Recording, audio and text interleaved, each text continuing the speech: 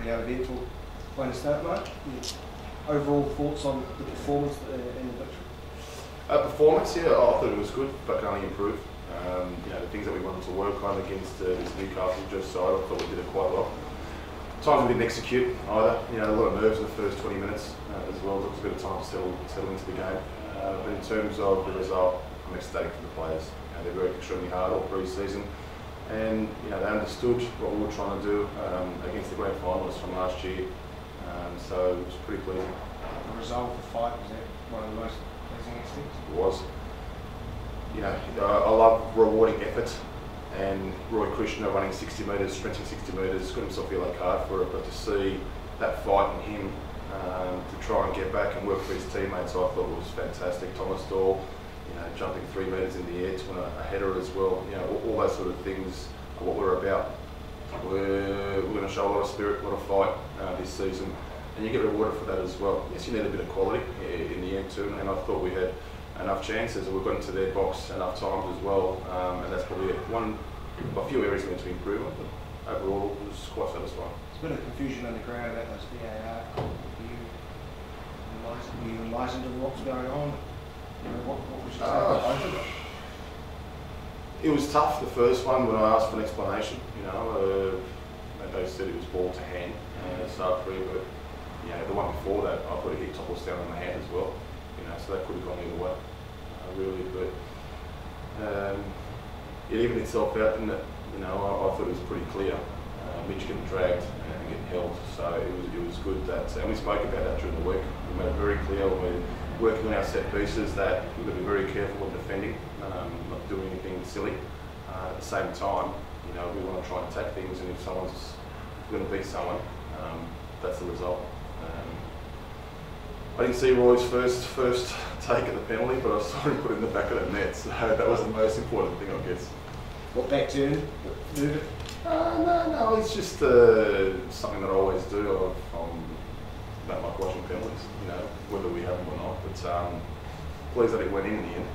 We saw one last night as well, second phase penalty, so it was good.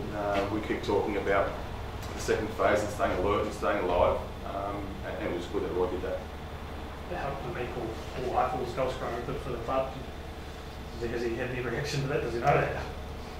I don't know. Strikers normally know those kind of things, don't they? So he didn't make mention of it. He was a very quiet guy, but certainly he's important to the way we play, and he's had a fantastic pre-season. They all have, but if that's the case, good on him. Well done, deserved. I mean, he's been here for a very long time, but we want this year to be his best ever, and he's certainly started off on the right note. Some of the selections today with Copper, Mitch and Burns, were any of those injuries, or were they all just selection issues? Instead of from day one, it's about performance. It doesn't matter if you're a foreign player, if you're young, old, otherwise, and it's my decision, and I'll take the flak for it if things don't go wrong, or if they go wrong, if they go right. And I believe in the 11 that started today. And the good thing is that the players that weren't selected or were in the squad or on the bench were just as involved and just as much into the team. It's about the team as well. And they were all jumping it, off the bench as well when we scored, which is great to see. But I can't make it any more clearer about what we're about. We're about the team. It's not about the individual. So purely based on performance, and the guys that started deserve their chance. Copper, he's not just taking an unfortunate spot, particularly when we play an unfortunate reserve team. So has he got a? No, he was injured last couple of weeks ago. Okay. Yeah, so he didn't travel to Melbourne against Victory.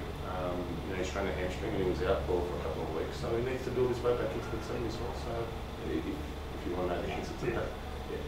And personally for you, how do you sort of take this? Your first game at the A-League, and you've got to win out of it. Yeah, it's good. It's did in front of my family. It was great to have my family here this week as well. I've been on my own for a long time too. It's difficult. There's a lot of work here, and you make a huge sacrifice to do that as well. But it's great to have my kids watching the game too. So I'm delighted for them. It's not about me. It's about the players, and I'm delighted for them because they've worked ever so hard throughout the whole pre-season, and they deserve this. But round one, you're going to get a cliche here, but there's a long way to go. There's a lot of improvement left in us as well.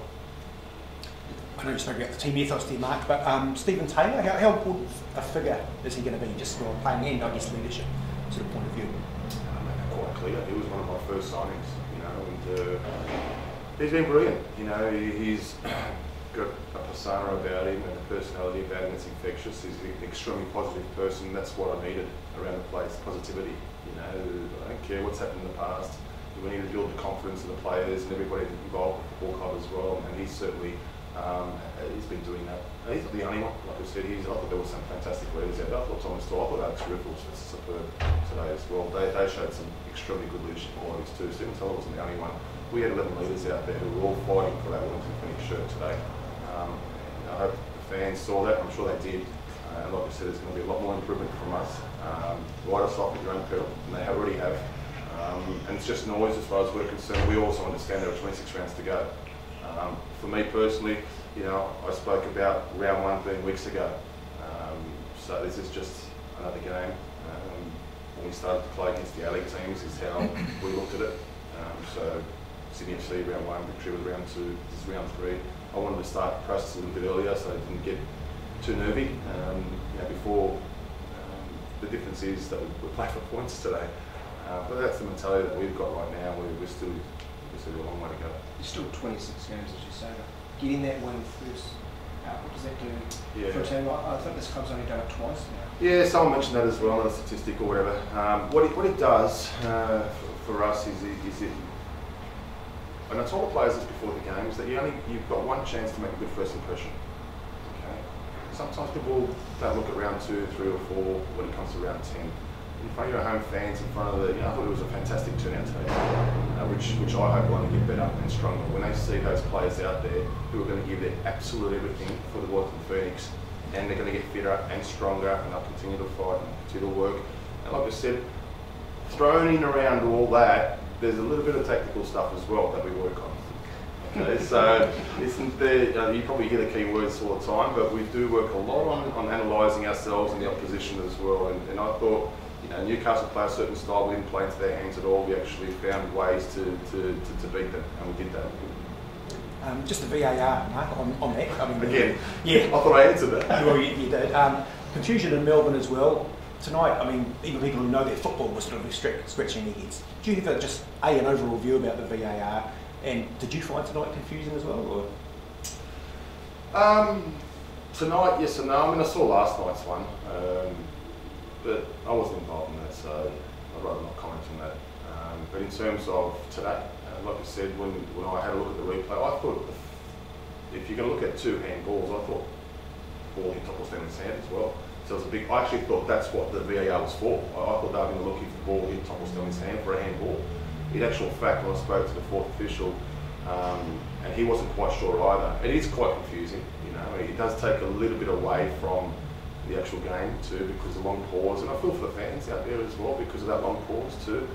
Yeah, for us coaches, it can be a little bit frustrating at times. But like I said, I thought the 2 evened itself out. I thought it was clear as day. I was looking at our runs, and I saw Mitch get thrown, and I wasn't surprised at all because the first thing I did turn around and I said, that's got to be. You've got to have a look at that, surely, because we've seen referees pull up those sort of incidents quite often in the past. That's how I saw it, so I wasn't surprised at all by that. There was also the consternation from the fan on social media about music being played during stoppages. Did you notice any of that music? Were you in the zone? No, I kind of wasn't in the zone. There's a lot of music playing in my head throughout the 90 minutes as it is, so I'm pretty... So what happened? There was music playing? playing? Music playing during corners and free kick stoppages, and also when the first goal went in for your team, there was music Oh, playing. I don't mind that. Yeah. Oh, yeah, look, I want music to be played when we score. There's nothing wrong with that. As it's being scored though, that's what happened. So there was a free kick given, the music was playing, it continued to play when the goal went in, so people sort of missed it a little bit. Right. Yeah, keep it going. The ball gets... if it hits the back of the net, I've got nothing to complain about. Yeah. But yeah, sorry, Liam, I didn't really understand the music, or I kind of heard it when the ball was in the back of the net, but that's normal. Yeah, that's normal. Yeah. So sorry, I didn't really get everything else. I was kind of oblivious to all that. Yeah. Great, thanks guys. Yeah, thanks guys.